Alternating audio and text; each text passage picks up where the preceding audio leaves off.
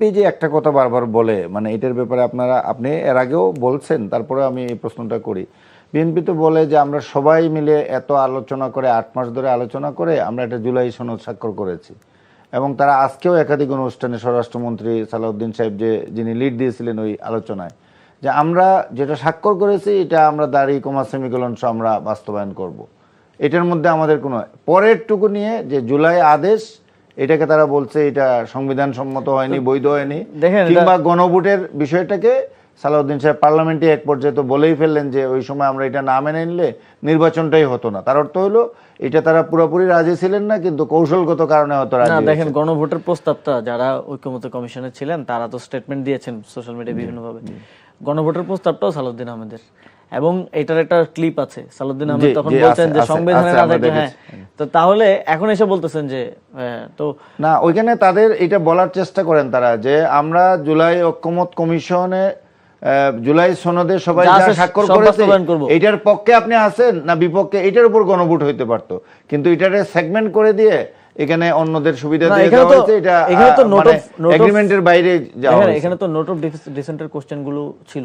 এখন যেখানে আপনি জাতীয়ভাবে রাজনৈতিক দলগুলো ঐক্যমত হতে পারছেন না, সেখানে জনগণের কাছ থেকে মতামত আছে, এটা হলো আপনাদের বক্তব্য। সেটা তো জনগণের, এবং জনগণ তো সার্বভৌম ক্ষমতার অধিকারী, সেই জনগণ তো লেজিটিমেসি দিয়ে দিয়েছে। আপনি তো এটাকে ইয়া করতে পারেন না, আনডান মানে ওই জায়গাতেই বিরোধটা যে আপনারা যেটা বলছেন না, ওইটা ছাড়াও যেগুলোতে একমত হতে পারি নাই সেটা আমরা গণভোটে দিয়েছি। যেমন শুধু ওই জায়গায় বিরোধ না, দেখেন আরো সমস্যাটা কোথায়।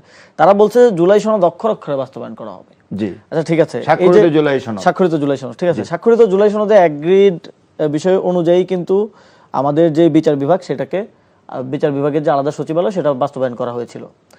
সেটাকে তারা পিছিয়ে বলছে আরো ভালো করব, কিন্তু আচ্ছা গুম কমিশন অধ্যাদেশ করা হয়েছিল, এই দুর্নীতি দমন কমিশন সহ এই অধ্যাদেশগুলো করা হয়েছিল, এটা কিন্তু এগ্রিড। এগুলো কেন তারা বাতিল করলো? তারা বললো যে তারা বেটার করবে। বেটারের নমুনাটা একটু বলি। বেটারের নমুনাটা হচ্ছে গুম অধ্যাদেশটা তারা ক্যাবিনেট থেকে অ্যাপ্রুভ হয়েছে, এবং এই গুম অধ্যাদেশে কি আছে, আপনার পুলিশই মানে গুম তো করে হচ্ছে গোয়েন্দা সংস্থা, সরকারি বাহিনী বা ওই বাহিনীগুলো। পুলিশ কিন্তু গুম সেটা তদন্ত আবার তারাই করবে। গুমটা যখন করবে পুলিশের থেকেও এলিট বাহিনী, এবং তদন্ত যখন করবে পুলিশ, আপনি একটা জিনিস বুঝতে হবে, এটা ইনফিরিয়র একটা অর্গানাইজেশন। র‍্যাব তো পুলিশের থেকে এক ধাপ উপরে এলিট, তারপরে গোয়েন্দা সংস্থাগুলো তো আরো উপরে, তাই না? তো তারা যখন গুম করবে, আপনি পুলিশকে দিয়ে তদন্ত করবেন। পুলিশ তো জীবনেও এই গুমের কোনো সঠিক সুরা, কারণ তাদেরকে এনে কষ্ট করে আরেকটা ভোট দেওয়ানো হয়েছে। তারা যদি জুলাই সনদটা হুবহু বাস্তবায়ন করে দেখায় যে এই যে দেখেন আমরা করে দিলাম, তারা করবে না। তারা কেন করবে না? এটা সকল ধরনের ইন্ডিকেশন এখন পর্যন্ত আমাদের কাছে আছে।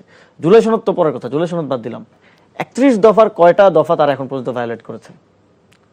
31 দফার মধ্যে তো বিচার বিভাগের স্বাধীনতার কথা বলা ছিল। অবশ্যই আছে, অবশ্যই। তাহলে সে যখন তার টার্মসে বিষয়গুলো আনতে চাচ্ছে, এবং যখন এই যে সংবিধান সংশোধন কমিটি, যেটা একতরফা একদলীয় করা হয়েছে, তারা যখন মিটিংটা করে গতকালকে না পরশু সংবাদ সম্মেলন করলো, তো সেখানে তারা কি বলছে? তারা বলছে যে জুলাই সনদে যা আছে তা আমরা অক্ষর অক্ষরে বাস্তবায়ন করবো। পাশাপাশি কি বলছে?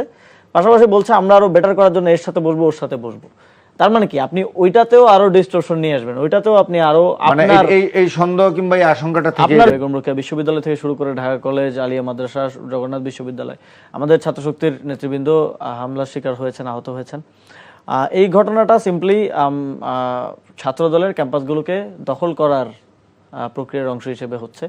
তারা ক্যাম্পাসগুলোকে পূর্ণ নিয়ন্ত্রণ নেওয়ার জন্য বিভিন্ন ক্যাম্পাসে তারা এই হামলার মধ্য দিয়ে, এবং বেরোবিতে যেটা আমরা দেখেছি যে শিবির পাল্টা হামলা করলো, সেটাকে অ্যাজ এ এক্সকিউজ নিয়ে সারা দেশে তারা এটাকে ডেটোরেট করলো, এবং সারা দেশে ক্যাম্পাসগুলোকে দখলে নেওয়ার এক ধরনের। এবং এটার ক্ষেত্রে আমরা সরকারকে এখন পর্যন্ত কোনো ধরনের ব্যবস্থা নিতে দেখি নাই।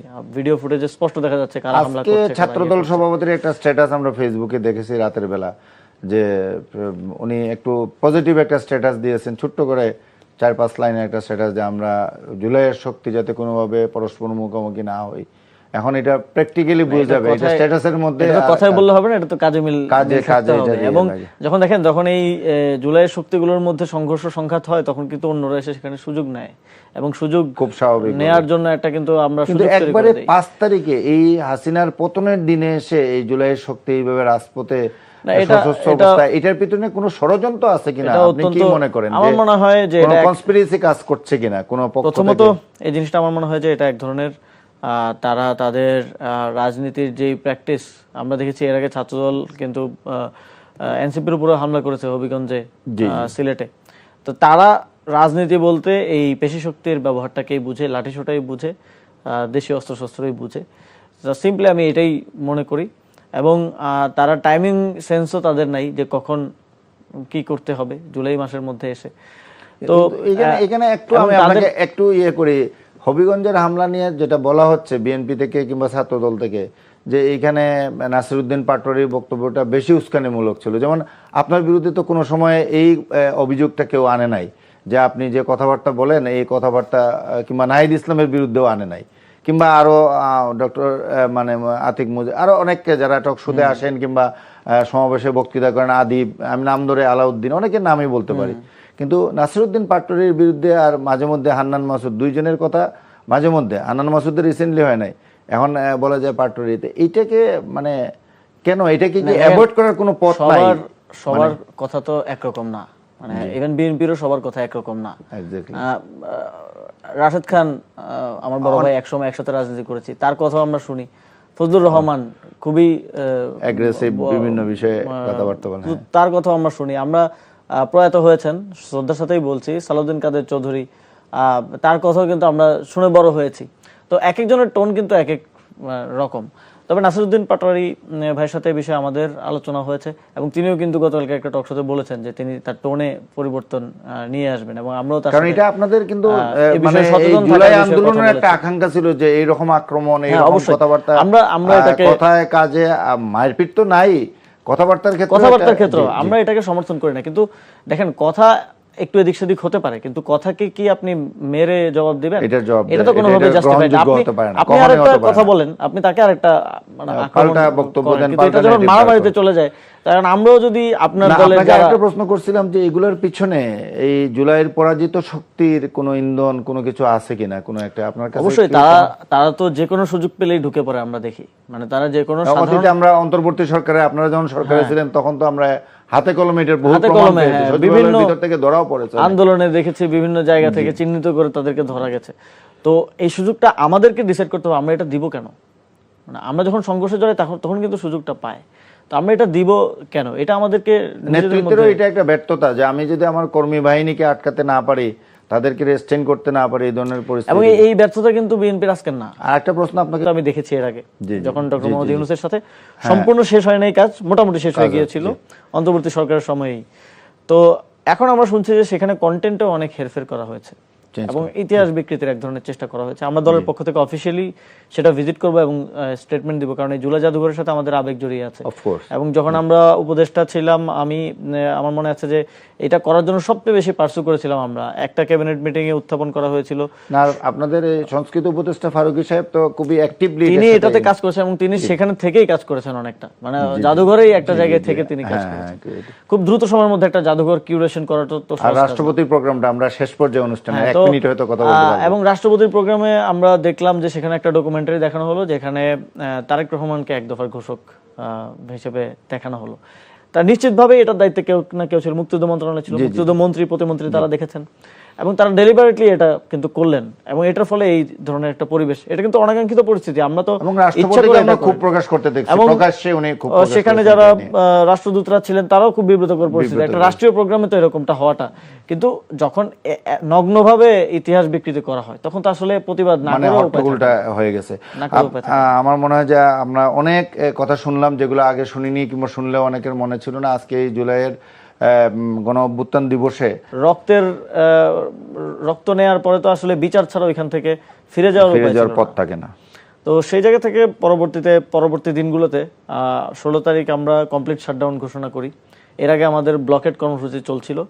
কমপ্লিট শাটডাউনের কর্মসূচিটা ছিল এরকম যে দেশের সকল প্রতিষ্ঠান, দোকানপাট থেকে শুরু করে হরতালেরটাই ভিন্ন নামে, ইনোভেটিভ নাম নিয়ে এটাকে সবকিছু বন্ধ থাকবে এবং শুধুমাত্র জরুরি অ্যাম্বুলেন্স সার্ভিসগুলো চলমান থাকবে। এবং আমরা খুবই অবাক হই যে পরের দিন খুবই স্বতঃস্ফূর্তভাবে অনেক জায়গায় হরতালের সময় তো আমরা দেখেছি জোর করে বন্ধ করতে হয় বা ককটেল মারার একটা সংস্কৃতি বা এরকম ছিল, কিন্তু সেদিন আমরা দেখলাম যে স্বতঃস্ফূর্তভাবে একদম পাড়ার দোকানিরাও তাদের দোকান বন্ধ করে রেখেছে। মানে সবাই এই কমপ্লিট শাটডাউন কর্মসূচিটাকে স্বতঃস্ফূর্তভাবে সফল করছে, সারা দেশে বিক্ষোভ হচ্ছে এবং সেদিনও কিন্তু ছাত্রদের উপর পুলিশ গুলি করে এবং সেদিনও হত্যার ঘটনা ঘটে। তারপরে সম্ভবত 39 জন মারা গেছে, 40 জনের মতো সেকেন্ড ডেতে। তো তারপরে তো আরো ফিয়ার্স হয়ে যায় এবং তখনই আমরা চিন্তা করি যে এখন আমাদের দাবিগুলোতেও পরিবর্তন নিয়ে আসা প্রয়োজন এবং তখন আমরা উস্কানিমূলক বক্তব্য দেওয়ার কারণে ওবায়দুল কাদেরের পদত্যাগ, স্বরাষ্ট্রমন্ত্রী যেহেতু পুলিশ গুলি করছে তিনি দায়িত্বশীল তার পদত্যাগ, শিক্ষামন্ত্রী উস্কানিমূলক বক্তব্য দিয়েছিল তার পদত্যাগ আমরা চাই, এরকম 4 জন মন্ত্রীর পদত্যাগ আমরা আমাদের দাবিতে নিয়ে আসি। এবং 18 তারিখ আন্দোলনটা আমার মনে হয় যে মানে প্রথম ধাপের সবচেয়ে ফিয়ার্স তারিখ ছিল। 69 জন মারা গেছিল সেই দিন সম্ভবত, 69 থেকে 70 জন মারা গিয়েছিল, যেটা অফিশিয়াল ডেথ টোল, যেটা প্রথম আলো পরবর্তীতে বের করেছিল সেটা অনুযায়ী। এবং 18 তারিখে কিন্তু অনেকগুলো জায়গায় কন্ট্রোলটা আন্দোলনকারীদের কাছে চলে এসেছিল। আপনি যাত্রাবাড়ি অঞ্চলে পুরো কন্ট্রোল ছিল আন্দোলনকারীদের কাছে এবং বরিশাল জেলায় আমরা শুনলাম যে বরিশাল জেলার পুলিশ তারা কাইন্ড অফ সারেন্ডার করেছে, তারা বলে দিয়েছে আমরা গুলি করব না এবং আমরা আর আন্দোলন ঠেকাতেও যাব না। তো অনেকটাই ওই সময় কিন্তু বিজয় আসবে এরকম সিচুয়েশন তৈরি হয়। সরকার এটা বুঝতে পেরে ওই দিন রাতেই ইন্টারনেটটা বন্ধ করে দেয়। 18 তারিখ রাতেই তারা ইন্টারনেটটা বন্ধ করে দেয় এবং কারণ তারা বুঝতে পারছিল আমাদেরকে কোনো মেইনস্ট্রিম মিডিয়া সেভাবে সাপোর্ট দিচ্ছে না। মেইনস্ট্রিম মিডিয়াগুলোতে কিভাবে হচ্ছে, সবই সোশ্যাল মিডিয়ার মাধ্যমে নিউ মিডিয়ার মাধ্যমে হচ্ছে। তো সেজন্য তারা ইন্টারনেটটা বন্ধ করে দেয় যাতে আমরা যোগাযোগ বিচ্ছিন্ন এবং তারা আমাদেরকে ট্রেস করতে পারছিল না। তো ইন্টারনেট বন্ধ করে দেয় মানে যোগাযোগের জন্য আমরা সেলুলার ফোনের উপর নির্ভরশীল হয়ে যাব, তখন তো ট্রেস করাটা মাছ ইজিয়ার হয়ে যায়। তো ইন্টারনেটটা হঠাৎ করে বন্ধ করে দেওয়ার পরে এটা আমাদের জন্য আরেকটা সেটব্যাক ছিল। আমরা খুব খুব ক্রাইসিসের মধ্যে পড়ে যাই যে যোগাযোগটা কিভাবে হবে, আমরা কর্মসূচি কিভাবে ঘোষণা করব। এর আগ পর্যন্ত আমরা সোশ্যাল মিডিয়ায় কর্মসূচি ঘোষণা করতাম, সংবাদ সম্মেলন করে ঘোষণা করতাম। তো তখন একটা শঙ্কার জায়গা তৈরি এবং তারা আন্দোলনকারীদের মধ্যেও ফাটল ধরানোর চেষ্টা করে। তারা কনভিন্স করার চেষ্টা করে অনেককে যে এই আন্দোলনটা, এই হত্যাকাণ্ডটা হচ্ছে বা মানুষ মারা যাচ্ছে এটার দোষটা তোমাদের কারণে হচ্ছে, তোমাদের উস্কানিতেই হচ্ছে, হ্যাঁ তোমরা আন্দোলন বন্ধ করে দিলেই তো হয়। আর তখনই তারা এই জিনিসটা নিয়ে আসে যে তারা কোটা সংস্কার করবে যদি আমরা আন্দোলন বন্ধ করে দিই। কিন্তু আমাদের তখন দাবিটার কোটা সংস্কারের মধ্যে ছিল না। তখন আমাদের দাবিটা স্পষ্টতই এই মন্ত্রীদের পদত্যাগ সহ সরকারের ক্ষমা চাওয়া এবং যে হত্যাকাণ্ডগুলো ঘটলো এটার বিচারে তখন আমরা চলে গিয়েছিলাম। ফলে শুধুমাত্র কোটা নিয়ে তখন ফিরে যাওয়াটা আমাদের জন্য অপশন ছিল না। তো এর মধ্যে আবার গোয়েন্দা সংস্থা বিভিন্নভাবে আমাদের সাথে যোগাযোগ তারা করছে, তারা আমাদেরকে অফার দিচ্ছে বিভিন্ন ধরনের আন্দোলন স্থগিত করার জন্য, ভয়ভীতি, কনফিউশন সবকিছু, কোটা সংস্কার করে দিব, আন্দোলন স্থগিত করে দাও, তোমরা সবাই একসাথে আসো, আমরা মিটিং এ বসি। তো আমরা বুঝতে পারছিলাম যে মিটিং এ বসার নাম করে অ্যারেস্ট করার বা হচ্ছে আমাদেরকে আইডেন্টিফাই করার এক ধরনের চেষ্টা চলছে, লোকেট করার। হ্যাঁ, তো কিন্তু আলটিমেটলি তারা তাদের উদ্দেশ্য সফল হয়। ইন্টারনেট যখন বন্ধ করে দেয় তখন আমরা আমাদের কর্মসূচি জানানোর জন্য বা আমাদের নিজেদের মধ্যে যোগাযোগের জন্য সেলুলার ফোনের উপর নির্ভরশীল হয়ে যাই। আমরা তখন সেলুলার সিম দিয়ে যে সাধারণ কল সেটা দিয়ে যোগাযোগ করা শুরু করি। তো তখন তারা আসলে আমাদেরকে ট্রেস করতে সক্ষম হয় এবং ফোন যেহেতু বাগিং করা সম্ভব, তো সেদিন রাতেই নাহিদ ইসলামকে তুলে নিয়ে যাওয়া হয়, আমাকে তুলে নিয়ে যাওয়া হয় আলাদা আলাদা ভাবে এবং আন্দোলন স্থগিত করার জন্য চাপ প্রয়োগ করা শুরু হয়। যে আন্দোলন স্থগিত করার একটা ঘোষণা দেওয়া, একটা ভিডিও বার্তা আমার পেজ আইডি থেকে দেওয়ার জন্য, কারণ তখন তো সোশ্যাল মিডিয়ায় আমরা করতেছিলাম, বা একটা ভিডিও বার্তা তাদেরকে রেকর্ড করে দেওয়ার জন্য তারা টিভিতে প্রচার করবে। তো সেটা কোনোভাবেই রাজি হচ্ছিলাম না আমরা। নাহিদ ইসলামকে তো বাজেভাবে তাকে টর্চার করা হয়। তাকে 22 তারিখ ছেড়ে দেওয়া হয়, আমাকে 24 তারিখ ছেড়ে দেওয়া হয়। কিন্তু এর মধ্যে কি হচ্ছে আমরা আসলে কিছুই, এই কয়েকদিন আপনারা আর এই 3-4 দিন আপনারা ডিটাচ ছিলেন, যোগাযোগ বিচ্ছিন্ন এবং আমরা আসলে কিছুই জানি না। সেই দিন তো মনে হয় 3 জনকে, আপনি, নাহিদ আর আরেকজন আবু বাকের মজুমদারকে, রাইট। তো 24 তারিখ ছেড়ে দেওয়ার পর আমি আসলে বোঝার চেষ্টা করছিলাম কি হচ্ছে, কিন্তু তখন পর্যন্ত কোনো ক্লিয়ার পিকচার আমি পাচ্ছি না। শুধু প্রথম আলোর একটা নিউজ আমি দেখলাম যে 210 জন মারা গেছে। এর বাইরে যেহেতু ইন্টারনেট বন্ধ, ভিডিও ফুটেজ বা এই জিনিসগুলো কিন্তু আসছে না। তো 25-26 তারিখের দিকে যখন ইন্টারনেটটা খুলে দেওয়া হলো তখন আমরা এই সময়ের নৃশংসতাটা দেখতে পেলাম। মানে 18 তারিখ গ্রেফতার হলেন নাহিদ, আপনি এবং বাকের মজুমদার, এবং 4 দিন মোটামুটি আপনারা, 4 দিন না 6 দিন বিচ্ছিন্ন ছিলেন। 24 তারিখে মুক্তি পেলেন নাকি? 18 তারিখ ঠিক না, 19 তারিখ সম্ভবত শুক্রবার ছিল। 19 তারিখ, আচ্ছা। তো এরপরে মুক্তি পাওয়ার পর কি দেখলেন, কিংবা আন্দোলনের যে বিচ্ছিন্ন ছিলেন এটা আবার লিঙ্কগুলা কিভাবে করলেন? প্রথমে তো বোঝার চেষ্টা করছিলাম যে বাইরে এতদিন কি কি হয়েছে, কি পরিস্থিতি, কিন্তু ইন্টারনেট বন্ধ থাকার কারণে কারো কাছে সেরকম তথ্য স্পষ্ট পাওয়া যাচ্ছে চিত্র ছিল না। শুধু ওই প্রথম আলোর একটা রিপোর্ট 210 জন মারা গেছে, এবং এর বাইরে এই সময়ে টিভি নিউজে কি কি এসেছে এই বিষয়গুলো দেখছিলাম। তো সরকারের ন্যারেটিভই চলছে মেইন স্ট্রিম মিডিয়াতে আন্দোলনের বিষয়ে খুব একটা, বাট যখন ইন্টারনেটটা খোলা, প্রথমে ওয়াইফাই চালু হলো, পরে সেলুলার ইন্টারনেটও চালু হলো, তখন ভিডিওগুলো আসা শুরু করলো যে কিভাবে হত্যা করা হচ্ছে, কিভাবে খুব মর্মান্তিক দিনগুলোতে যা ঘটছে তা ইন্টারনেট বন্ধ পুরো করে দিয়ে দেশবাসী এবং বিশ্ববাসী জানতে পারলো। তো তখন আমার মনে হচ্ছিল যে আন্দোলনটা স্তীমিত অবস্থা থেকে আবার একটু সবার মধ্যে একটু ক্ষোভের সঞ্চার হচ্ছে এবং সবাই একটু কর্মসূচি কারফিউ প্রত্যাহার করে নেওয়া হবে, দিলে আসবে, এরকম একটা পরিবেশ হবে। তো এর মধ্যে আবার আমাদেরকে ওই হসপিটালেই ভর্তি অবস্থায়, আমি আর নাইট ভাই ভর্তি ছিলাম, গণস্বাস্থ্য নগর হাসপাতালে চিকিৎসা নিয়েছিলাম। ভর্তি অবস্থায় আমাদেরকে হাউস অ্যারেস্টের মতো করা হলো। সেখানে ওই কেবিনের সামনেই গোয়েন্দা সংস্থার লোকজন বসে আমাদেরকে এক ধরনের মুভ করা, এবং একটা শুক্রবার ছিল মাঝখানে, আমাদেরকে ওই জুমার নামাজ পর্যন্ত পড়তে যেতে দেয় নাই। তো এবং তারা যখন বুঝতে পারলো যে আমরা ভেতর থেকে ফোনের মাধ্যমে যোগাযোগ করতেছি, প্রথমে তার ওয়াইফাই লাইনটা কেটে দিল, পরে এসে আমাদের ফোন কেড়ে নিয়ে গেল। এটা 25 তারিখ। এবং যারা আমাদের সাথে দেখা করতে আসছে তাদেরকে দেখাও করতে দিচ্ছে না। তখন মাসুদ দেখা করতে না পেরে বাইরে সংবাদ সম্মেলন করলো, এবং পরের দিন ইভেন্চুয়ালি আমাদেরকে ওইখান থেকে জোরপূর্বক, হাসপাতাল কর্তৃপক্ষ আমাদেরকে ছাড়তে চাচ্ছিল না, কিন্তু জোরপূর্বক রিলিজ করিয়ে ডিবিতে নিয়ে গেল।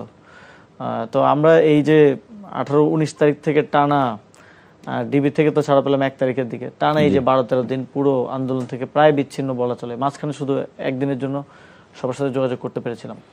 তো ডিবিতে আপনাদের 3 জনকে এই দিক থেকে নিয়ে গেল, এখানে তো 6 জন ছিলেন, বাকি 3 জনকে ডিবিতে প্রথম দিনে আমাদের 3 জনকে নিয়ে গেল, 3 জনকে একই জায়গায় পেয়ে গেল হসপিটালে। জি জি। এবং পরের দিন হাসনাত আব্দুল্লাহ এবং সার্জিস আলমকে নিয়ে গেল, এবং এর পরের দিন অথবা ওই দিন রাতেই, দিবাগত রাতে নুসরাত তাবুসুমকে ডিবিতে নিয়ে আসলো। তো আমাদের একটা সংখ্যা হচ্ছে, মানে পরের দিন আমরা জানলাম যে হাসনাত আব্দুল্লাহ এবং সার্জিস আলমকে আনা হয়েছে, কিন্তু আমাদের সাথে দেখা করানো হয়নি। এরপরের দিন নুসরাত তাবুসুম। তো আমরা ভয় পাচ্ছিলাম যে সবাইকে ধাপে ধাপে তারা হয়তো নিয়ে আসবে, মানে পরিচিত নেতৃত্বে যারা আছে। তো ওইটা একটা শঙ্কা ছিল আমাদের, তাহলে তো আন্দোলন আবারও মানে নেতৃত্ব শূন্য হয়ে গেল, তো আন্দোলন আবার হয়তো হয়ে যাবে। কিন্তু খুবই লাকিলি ওই সময়টাতে, পরবর্তীতে যেটা জানতে পেরেছি, ওই সময়টাতে আব্দুল কাদের, আব্দুল হান্নান মাসুদ, রিফাত রশিদ, মাহিন সরকার, তারা আন্দোলনের হাল ধরে এবং তারা আন্দোলনের নেতৃত্বটা দেয়।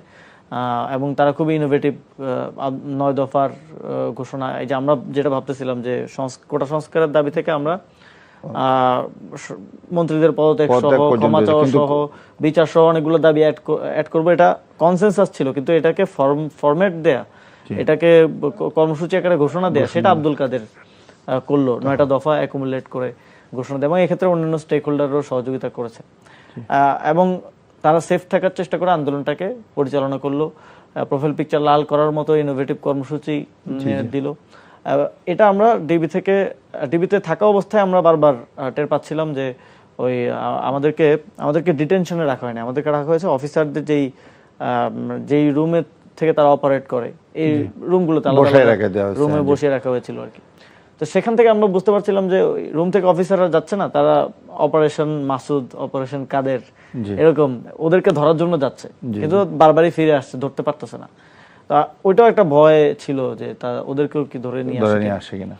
তো আমাদের উপরে চাপটা ছিল যে আন্দোলন স্থগিত করার জন্য, ওই একই চাপ, মানে ডিবিতে মূল চাপটাই ছিল যে আন্দোলন স্থগিত ঘোষণা, এবং যেটা শেষ পর্যন্ত তারা একটা করিয়েও ছিল। হ্যাঁ, তারা ইন্টারোগেশনের পার্টি ছিল হচ্ছে ইনফরমেশন নেয়া, যে কারা কারা আছে, কারা কারা অ্যাক্টিভ, আব্দুল কাদের মাসুদ কোথায় আছে, তারপরে নানাভাবে ভয়ভীতি দেখানো, হুমকি দেয়া, মামলায় নাম ঢুকিয়ে দেওয়ার ভয় দেখানো, ফ্যামিলির ক্ষতি করার ভয় দেখানো, এবং আবার প্রলোভন দেয়া যে শেখ হাসিনা তোমাদের লাইফ সেট করে দিবে, অনেক কিছু আর কি, শেখ হাসিনার সাথে দেখা করা, এই তো সবকিছু এটা চলতে থাকে। কিন্তু আমাদের মনে হয় যে আমাদের বাইরে যাওয়াটা প্রয়োজন, কারণ আন্দোলনের হাল ধরাটা গুরুত্বপূর্ণ। তো তারা আমাদেরকে শেষ পর্যন্ত একটা ইয়াতে আসে যে তারা আমাদেরকে আন্দোলন স্থগিত করার বিষয়ে তারা প্রস্তাব দেয়, বাট আমরা একটু কৌশল করে তাদেরকে বলি যে আমরা প্রেস ব্রিফিং করে আন্দোলন তাহলে স্থগিত করব।